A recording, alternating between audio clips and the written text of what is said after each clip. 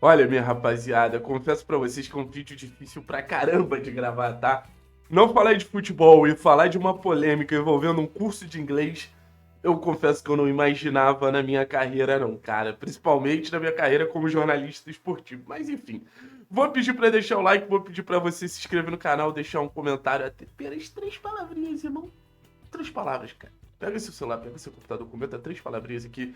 Não é pedir muito e vai me ajudar demais. E a gente vai começar a falar sobre a polêmica do curso de inglês. Antes da gente dar nossa opinião, eu acho que a gente precisa trazer algumas informações até para vocês poderem ter a opinião de vocês, né? Primeira informação: são 2 aulas por semana, por volta de 45 minutos, beleza? Todos os jogadores da base são obrigados a fazer? Até onde eu apurei, todos os jogadores da base são obrigados a fazer. Beleza? Até subir ao profissional, os jogadores da base são obrigados a fazer. O que a gente pode trazer mais aqui para vocês? 2 aulas por semana, cerca de 1 hora e meia ali. Eu acho que é importante a gente trazer que os jogadores são descontados em folha a questão das aulas. E aí a gente está falando de jogadores da base, né? Ou seja, os jogadores são obrigados a fazer algo que eles precisam pagar. Então, no final das contas, vira uma situação um pouco difícil. Puta, eu vou ser, assim, é quase como um desconto obrigatório no meu salário. E tem muito jogador que fica insatisfeito com esse cenário. Ou seja, os jogadores são descontados em folha a questão das aulas. Beleza? Acho que são informações cruciais para a gente começar a entender como um todo. Aí começam as perguntas. Os jogadores faltam treinos para fazer aula de inglês? Não. Primeiro ponto é esse, tá? Não. O que acontece? Ajuste de rotina. O jogador que treina, às vezes treina 2 períodos, tem aula, ele vai precisar correr, por exemplo, do almoço antes do treino para fazer uma aula de inglês. Ou ele vai precisar correr do treino antes da aula dele na escola para fazer aula de inglês. Então é mais uma situação dentro da rotina dos garotos. E aí eu volto a dizer, nesse sentido, eu não vejo problema.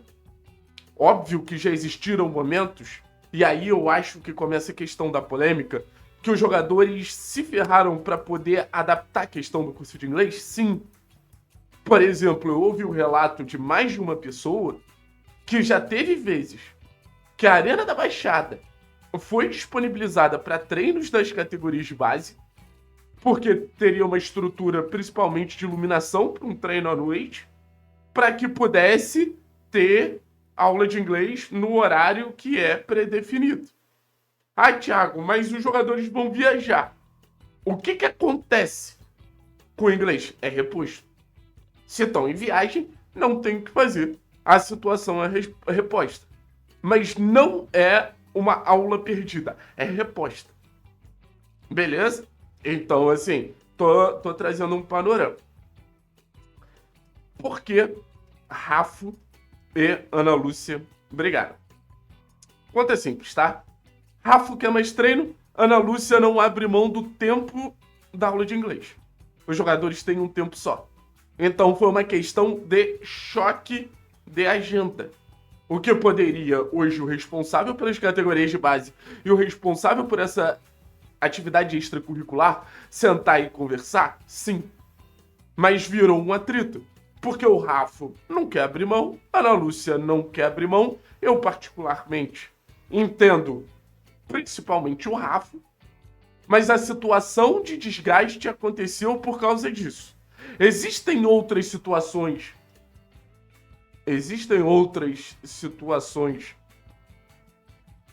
de desgaste envolvendo o curso de inglês? Muitas. Muitas. Muitas. Com técnicos que não estão mais no clube, com jogadores, com profissionais. E aí é uma frase quase que 100% dita no CT do Caju. Quem chega muito perto do sol vai se queimar. Aí, obviamente, estou falando do apelido do Petralha de Rei Sol e, obviamente, estou falando da Ana Lúcia também. Ana Lúcia tem um histórico de queimar profissionais que vão contra suas ideias dentro do Clube Atlético Paranaense. E aí, Ana Lúcia, que também é muito importante trazer isso, não se resume ao curso de inglês. Ana Lúcia, recentemente, deu pitacos e se envolveu em situações que falavam sobre o futebol profissional do Atlético. E aí a gente está falando de indicação de profissionais, como no caso, todo mundo sabia da boa relação da Ana Lúcia com o Rodrigo Possebon. Isso foi dito por alguns profissionais de dentro do clube. Então, Ana Lúcia é um problema? Hoje, a grande maioria considera. A grande maioria dos profissionais entende que sim. E aí onde entra o Mário Celso nisso? O Mário Celso, ele é a palavra final.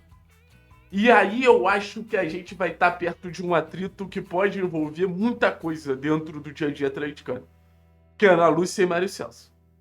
Porque eu sei que muita gente acredita que o Petralha deve defender a filha e acho que deve ter um grau ali de protecionismo, sim, do Petralha com a filha em questão. Mas o Petralha, nessa situação, comprou o barulho do Rafa, pelo que eu ouvi. O Petralha comprou o barulho do Rafa e deu carta branca ao Rafa. E a situação só foi contornada por causa disso. Sabe? Ah, mas teve um puta de um debate, uma puta de uma briga, não. Mas o Rafa também, ele foi incisivo quando foi falar com o presidente Petralha e os dois têm uma ótima relação. Então o Mário Celso Petralha, na minha visão, se posicionou como tem que se posicionar. Como um personagem que prioriza o futebol do clube. E ele entendeu que essa palavra final dele é muito importante. Quando não teve essa palavra final dele, as coisas se desorganizaram. E aí a gente tá falando de um ano simbólico como 2024. E aí a gente tem que entender um movimento elogiável do presidente, e não são todos que são elogiáveis, de outro parente dele. Isso aí foi uma informação que chegou. Outro parente dele oferecia um jogador para o Atlético, que inclusive saiu na mídia. Um jogador caro, que envolveria valores altos, e o presidente ouviu o Odair. Ouviu mais uma vez o futebol. Não, presidente, a gente não quer esse jogador. Beleza, a gente não vai trazer esse jogador. Então hoje, perante as atitudes que o Petralha teve, eu tenho uma esperança da onda Ana Lúcia diminuir e da onda Departamento de Futebol, pensamento profissional aumentar. Mas a situação hoje é essa. Jogadores insatisfeitos com esse acréscimo na rotina, com essa cobrança de algo que a realidade é que eles não optaram fazer. Uma pessoa que é até difícil entender o cargo dela dentro do clube, sendo completamente pouco maleável com outros profissionais. O futebol do clube, de certa forma, ficando em segundo plano, sim. E um Atlético vendo esse tipo de coisa gerar atrito. Como resolver esse cenário? É uma questão familiar. Mário Celso chegar para a filha dele e falar com todas as letras: minha filha, a minha prioridade não pode ser o curso de inglês. A gente não vai abrir mão do curso de inglês, mas a prioridade não pode ser o curso de inglês. É fácil de resolver. Porque tanto o curso de inglês quanto o futebol são importantes, mas dentro de um clube de futebol fica muito claro o que se torna mais importante. Então eu queria trazer esse ponto aqui para vocês, antes da gente criar teorias. Eu não estou falando da apuração de ninguém especificamente, mas algumas teorias foram criadas nesse período e eu acho que o torcedor fica um pouco nessa bala cruzada. Hoje, o Atlético tem uma situação que eu posso dizer com tranquilidade, porque eu conversei com pessoas, normalizada. Ah, mas podem gerar outros atritos o tempo inteiro. Um clube de futebol parte da geração de atritos o tempo inteiro. Basicamente o tempo inteiro. Então eu acho que, de certa forma, o torcedor merece esse tipo de aviso.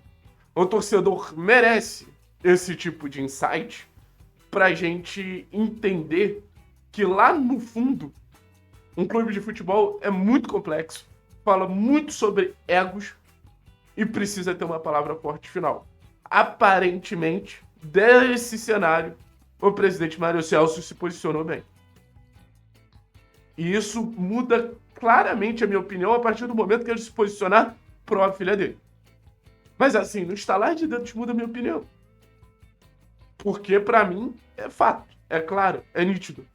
Mário Celso Petralha tem que entender como voz final do Atlético, com uma voz que tem interesses no clube e quer ser reeleito no final do ano que vem, que o futebol é prioridade. A eleição do Petralha, eu acho até que ela tá próxima de acontecer. Eu não vejo hoje nada de oposição próximo de tirar o Petralha. Mas o Petralha, ele tá numa corda bamba e ele sabe disso que há muito tempo ele não teve. Há muito tempo ele não teve.